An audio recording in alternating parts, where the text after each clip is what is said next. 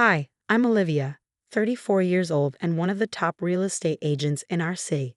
5 years ago, I thought I had it all: a thriving career, a seemingly perfect marriage to Mark, and a bright, promising future. But looking back now, I can see the red flags I chose to ignore. Babe, Tommy's just going through a rough patch. He'll pay us back once he's back on his feet, Mark would say whenever his perpetually unemployed brother needed money. That rough patch has been dragging on for 3 years. It wasn't until Sarah, my best friend and fellow realtor, pulled me aside during a house showing that I started to question things. "Have you noticed Mark dodging questions of the joint investment account?" she asked. "What do you mean?" I frowned. "Every time I bring it up at dinner, he changes the subject. Just keep an eye on things, okay?" I brushed it off. Sarah was protective, sometimes overly so. But now I wish I'd listened sooner. The turning point came last Sunday at Patricia's house, my mother-in-law. I overheard a conversation that made my stomach drop. "Mom, I need you to cover for me again. Olivia's been asking about the transfers." "Don't worry, sweetie. I'll tell her it was for Tommy's medical bills. She always backs off when it's about health issues." I pretended not to hear, but my mind raced. How many times had they played this game behind my back? Later that evening, my father called. Robert, a self-made construction magnate, was no stranger to hard truths. "Princess, I'm worried about those contracts Mark's company is handling for us. Something doesn't add up." "Dad, it's fine. Mark knows what he's doing." "Just like he knew what he was doing with your house down payment?" Dad's voice sharpened. "The one he invested in Tommy's food truck business." The sting of that memory hit hard. $50,000 gone. And Tommy never even bought the truck. Mark had sworn he didn't know Tommy would blow the money gambling. Now I wasn't so sure. That night, I stared at our wedding photo. Mark had looked so sincere, so trustworthy. When he came home, I confronted him. "Honey, we need to talk about the credit card statement." "Not now, babe. Tommy's having another crisis. He needs us." "He always needs us." "What about what we need?" "Don't start. You know family comes first." Funny how it's always your family that comes first. I watched him walk away, phone already pressed to his ear, probably calling Tommy. Sarah's words echoed in my mind. "Olivia, you're successful, smart, and strong. Don't let anyone dim your light, not even your husband." That was the moment I started to see clearly. The perfect marriage, the devoted husband, the troubled but well-meaning brother-in-law. It was all a facade, and that facade was about to shatter. The call came on a Tuesday morning. Mark's Uncle James had passed away, leaving him a $2 million inheritance. I'll never forget how Mark's eyes lit up, not with grief, but with something else I couldn't quite place. "Baby, we're set for life. We can finally start that family we've been talking about." 2 weeks later, while organizing our home office, I stumbled across the transfer documents. My hands trembled as I read them. The entire inheritance, all $2 million, had been transferred to Tommy's account. What the actual hell is this? I demanded that evening, the papers shaking in my hand. "Tommy has a brilliant business idea. It's guaranteed to triple our money." "Our money? You didn't even consult me." "Look, it's my inheritance, my decision. Besides, your dad's loaded. Why don't you just ask him for your share early? It'll balance everything out." I stared at him stunned. "Are you seriously suggesting I ask my father for money because you gave away your inheritance to your deadbeat brother?" "Don't call him that. At least my family sticks together." I didn't say another word. But in that moment, I knew this wasn't a marriage. It was a sinking ship, and I was the only one who could save myself. Sarah and I spent the next week combing through financial documents. What we uncovered made my stomach churn. "Look at these," Sarah said, pointing to her laptop screen. 3 hidden credit cards, all maxed out. And these loan applications, $50,000 here, $30,000 there. None of it registered to your joint accounts. It's all going to Tommy's so-called ventures." She met my gaze, her expression grim. "He's been planning this, Olivia." I drove to Patricia's house, hoping for answers. Big mistake. "You ungrateful little witch," she snapped as soon as I mentioned the money. "After everything we've done for you." "Done for me?" My voice shook with anger. "Your son has been stealing from our marriage for years." "Marriage is about sacrifice," she hissed. "Tommy needs this chance. His new crypto investment platform will change everything." "Crypto." He told Mark it was a chain of gyms. Well, maybe if you weren't so focused on your precious career, you'd understand that family matters. I left Patricia's house in tears, but they weren't sad tears anymore. They were tears of fury. My phone buzzed as I got into the car. It was a text from Tommy. "Thanks for believing in me, sis. This investment is going to make us all rich." That night, Mark stumbled into the house, reeking of whiskey. "Your father called me today," he said, his words slurred. "Did you tell him about the inheritance?" "No, but maybe I should have." Mark's face darkened. "You know what your problem is? You've always been jealous of my relationship with Tommy." "Jealous? Of what?" "His ability to burn through other people's money. He's family, something you clearly don't understand." "Family doesn't steal from family, Mark. It's not stealing if it's freely given." His tone turned venomous. "Maybe if you weren't such a controlling buy." "Don't you dare finish that sentence." My voice was ice. I turned and walked out of the room, my mind racing.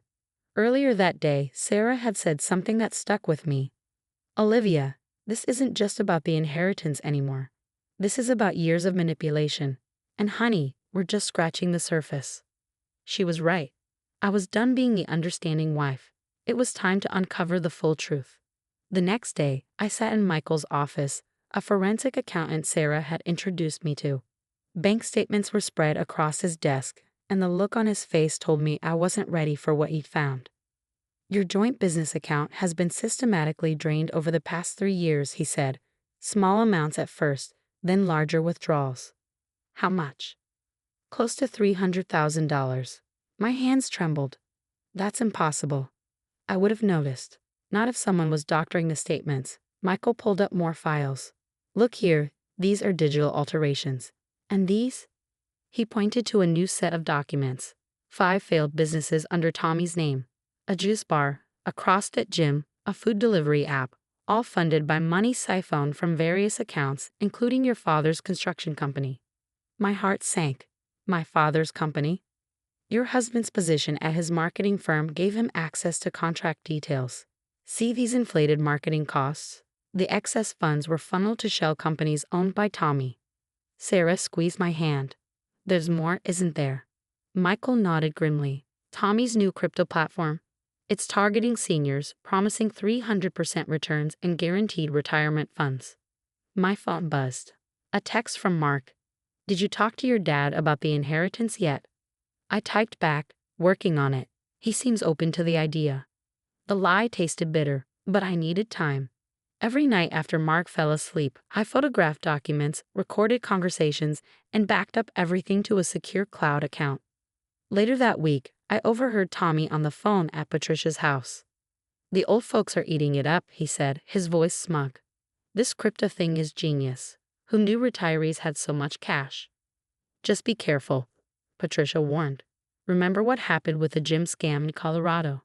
"Mom, chill." Mark cleaned up all traces of that. His position at the marketing firm makes everything look legit. I slipped out, nauseous. At home, I found Mark at the computer, deleting emails. "What's this about a gym in Colorado?" I asked, my voice sharp. He froze. "Who told you about that?" "Does it matter? How many people did you scam there?" "It wasn't a scam. The investors knew the risks. Like the seniors you're scamming now." His face darkened. "You've been snooping." "Somebody had to. You stole from our business account." "I borrowed it. Tommy's platform will pay everything back." "Like the juice bar did? Or the food delivery app?" "You don't understand business." "No, I understand it perfectly. I also understand fraud." Mark grabbed my arm. "You better keep your mouth shut." "Or what?" "You'll steal more money. Get Patricia to lie for you again." His phone rang. Tommy had more investors lined up, ready to sink their hard-earned retirement funds into his scam. I watched Mark leave the house, already rehearsing his sales pitch. It was like watching a tragic play, one I was finally ready to bring down. I called Michael. "I need everything you have on the Colorado gym scandal." "Already found it," he replied. "Patricia helped cover up losses of over $500,000. Senior citizens lost their savings there too." "Send me everything," I said. Moments later, Sarah texted me. "Are you sure you want to know how deep this goes?" "I need to know everything, every lie, every scam, every cent they stole," I replied. I glanced at our wedding photo again. Once, it symbolized a golden future, built on trust and love. Now, I saw it for what it was, a facade. But I wasn't that naive woman anymore. Their house of cards was about to collapse. The next day, I made my move. "What do you mean you can't access the account?" Mark's voice echoed through the kitchen, laced with frustration. "There's a security hold on the transfer," he said into his phone. What he didn't know was that I had already moved every cent from our joint accounts to new ones he couldn't touch. The look on his face when he realized he was powerless was priceless. That same morning, Tommy's crypto platform began to unravel. One of their helpless senior citizen investors turned out to be a retired FBI agent specializing in financial crimes. "The feds are sniffing around," Tommy shouted into the phone, his voice frantic. "We need to shut everything down." But it was too late. Mark's company had already launched an internal audit after years of doctored contracts, and inflated invoices finally came to light. I'd made sure they received an anonymous tip about the Colorado gym scandal too. "You're fired, effective immediately," his boss told him. "The FBI will be in contact regarding the fraud charges." By the end of the week, the inheritance money was gone, and Tommy's crypto platform had collapsed, taking every last cent with it, including Patricia's retirement savings. She had invested heavily in her precious son's scheme. I filed for divorce the same day Tommy was arrested. Mark showed up at my office later, desperate and disheveled. "Baby, please, we can fix this. I've changed. Like you changed after the juice bar scam or the gym scandal." That was different. I was trying to help Tommy. "And now you can help him by visiting him in federal prison." The last I heard, Mark was living in Patricia's basement, working the night shift at a gas station. Tommy got 8 years for fraud. Their perfect little family scam had finally imploded. As for me, Dad made me head of real estate for his construction company. We're expanding into 3 new states. One day, I saw Mark at the gas station. He was in his polyester uniform, looking shabby and worn. "Olivia, wait," he called, jogging toward me. "Just 5 minutes, please. I've had time to think. I know I messed up, but we could start over." I looked at him, really looked. The designer suits were gone, replaced by cheap fabric. The confident smile I once fell for was now desperate and pleading. "The thing about second chances, Mark," I said, "is they're for people who learn from their first mistakes, not for those who spend years perfecting their scams." "I've changed, I swear." "No, you haven't. You're just sorry you got caught." I walked away, his voice calling after me. 5 years ago, I might have turned around, but I wasn't that woman anymore. As Sarah and I drove off, she grinned. "Commercial property's looking pretty good right now, huh?" "Everything's looking pretty good right now," I said. And for the first time in years, it truly was. If you discovered your spouse had secretly transferred their entire $2 million inheritance to fund a family member's scams, what would you do? Would you stay quiet and gather evidence like I did, or confront them immediately and risk losing the chance to expose their entire web of lies? Share your thoughts in the comments below.